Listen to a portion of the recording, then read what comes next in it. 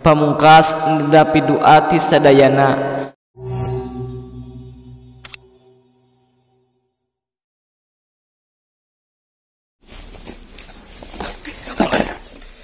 Assalamualaikum warahmatullahi wabarakatuh. Sampurasun wilujeng sunting di channel Kang Saeb.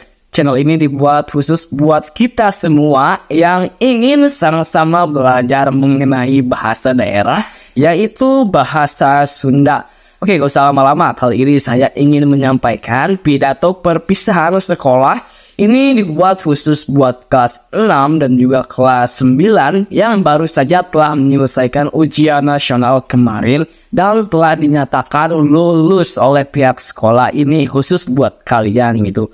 Oke, seperti biasa kepada para senior ataupun kepada yang sudah ahli di bidangnya yang melihat video ini, silakan dikasih kritik dan juga tulis di kolom komentar apa sih kekurangannya itu dalam intonasinya, dalam artikulasinya, dalam apalagi dalam teksnya. Silakan mangga dikritik di kolom komentar. Tak usah lami-lami, orang langsung wae karena teks sareng suarana. Mangga. Assalamualaikum warahmatullahi wabarakatuh. Ibu Kepala Sekolah anu kusim kuring dipihormat, Bapak Ibu Guru sareng staf TU anu sami kusim kuring dipihormat, para tamu anu kusim kuring dipihormat, oge teu hilap karerencangan anu kusim kuring dipikadeudeung. Puji sinareng syukur hayu urang panjatkeun ka Allah ilahi Robbi.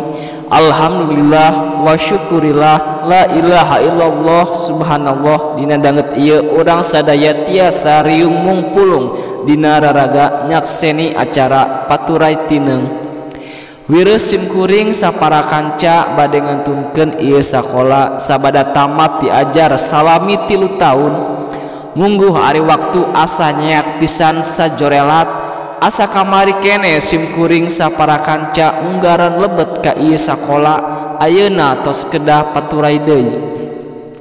Sim kuring sapara kanca kedah miang deui neraskeun sakola ngahontal harepan sareng cita-cita. Kantenan wae salami 3 taun diajar di ieu sakola seueur pisan anu bakal janten paninengan di dieu di sakola urang nu raos pikabetaheun. Sim kuring sapara kanca diajar neangan ilmu tangtos bae eta sadaya bakal janten paninengan nu moal kahilapkeun. Ilmu pangaweruhna anu didugikeun ku bapa kalih ibu guru ka sim kuring sapara kanca tangtos bakal nyerep dina angen janten obar nu nyaangan jalan sorangeun.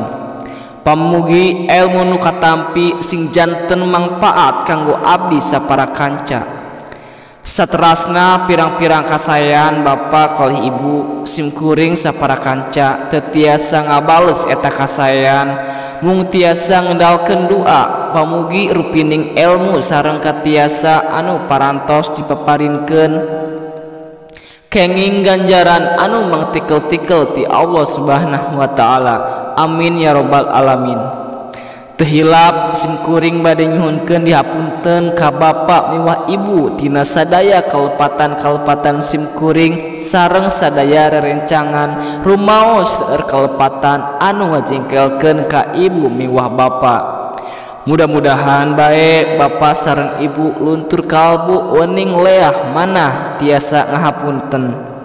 Pamungkas nedapi doa ti sadayana. Pamugi sim kuring sapara kanca nu lulus taun ieu sing tiasa neraskeun tulabul ilmu lungsur langsar teu aya halangan harungan nyucruk ilmu di tingkat nu langkung luhur.